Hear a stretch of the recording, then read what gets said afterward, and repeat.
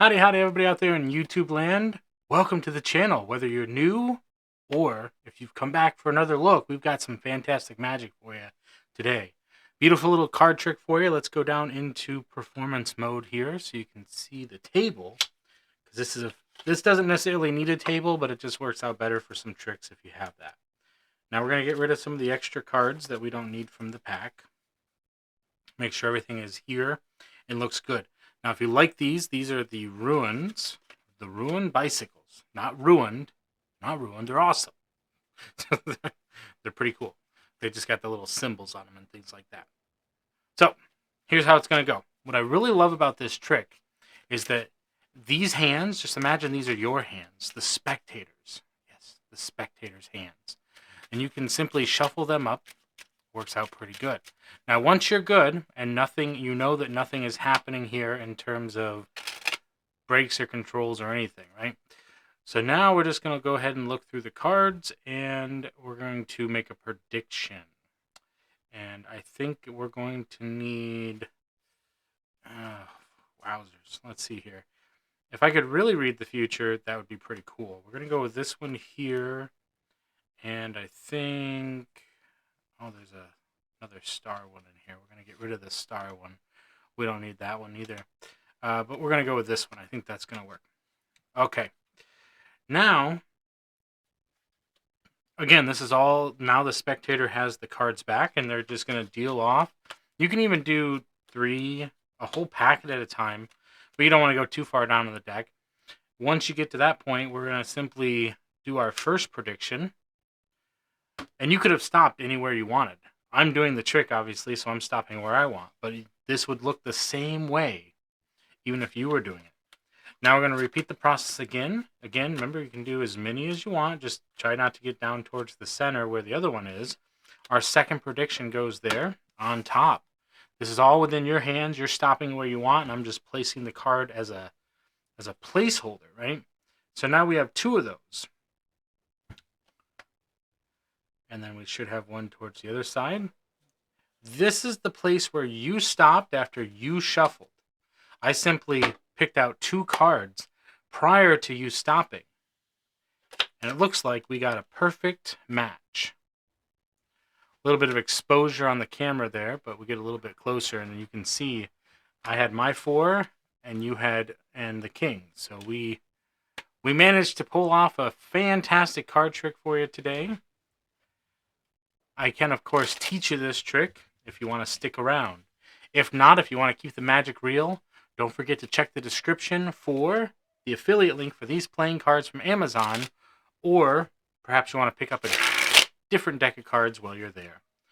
So, let's go ahead and jump into tutorial mode. The deck has been shuffled. Every time you should get some different cards. Different cards that will be selected.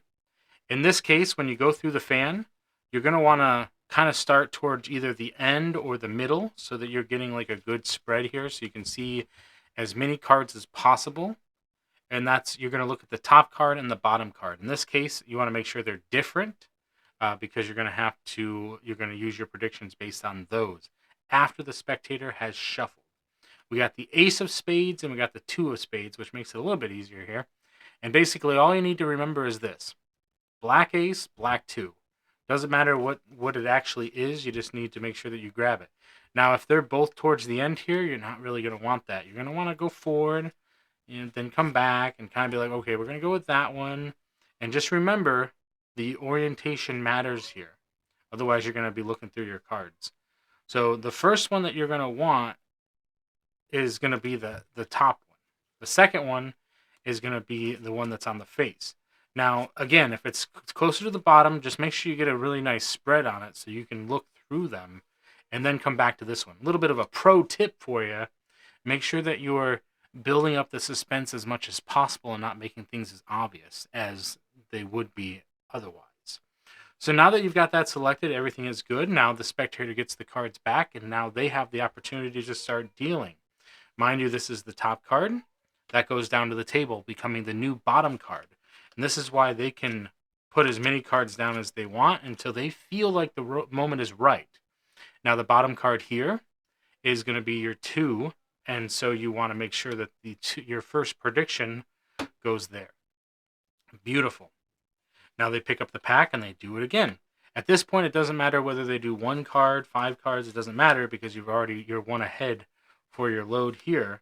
They get a couple cards down. They stop when they're ready. You push this down here, and now you drop that on there, and now you're done. You're solid. This pack can be cut if they want. You can just tell them, hey, you're more than welcome to cut the pack if you want, just to give it a final, make sure that everything is mixed up as much as possible. And then you can have them spread it out. See, what we've done here is we've actually cut the 2 to the bottom. It doesn't really affect it as much, but it does look nice if they don't do that. But either way, same premise is fine. If they cut to a face card, then maybe you just say, hey, we want to make sure that we get that mixed in there, so you can have them cut it again. And that's fine. You spread out the cards, and with as much as possible, not touching the deck, you're going to want to pull out the card, your prediction, as well as the card that's next to it. And then the same thing down here, and isolate that. Now you can have them pick up the cards, or you can pick up the deck. We don't need these. We're done. So you take those, and then you have them.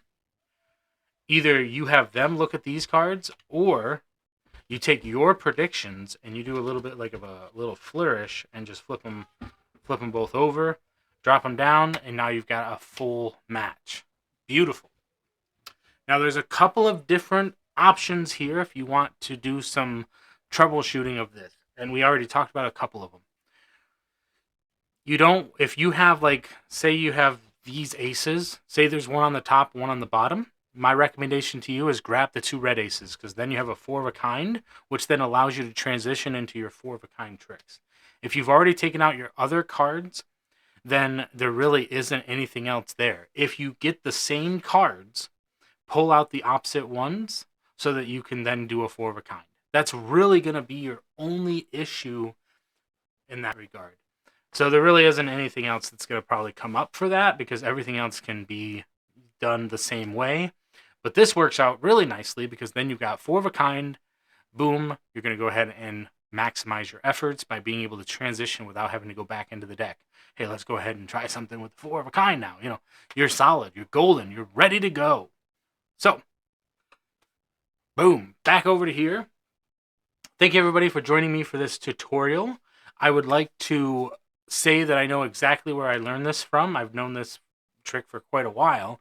The most recent person that I have seen do a tutorial on it is probably Card Mechanic.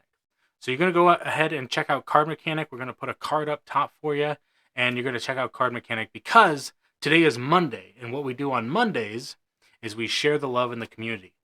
So go check out Card Mechanic and the tutorial that he does.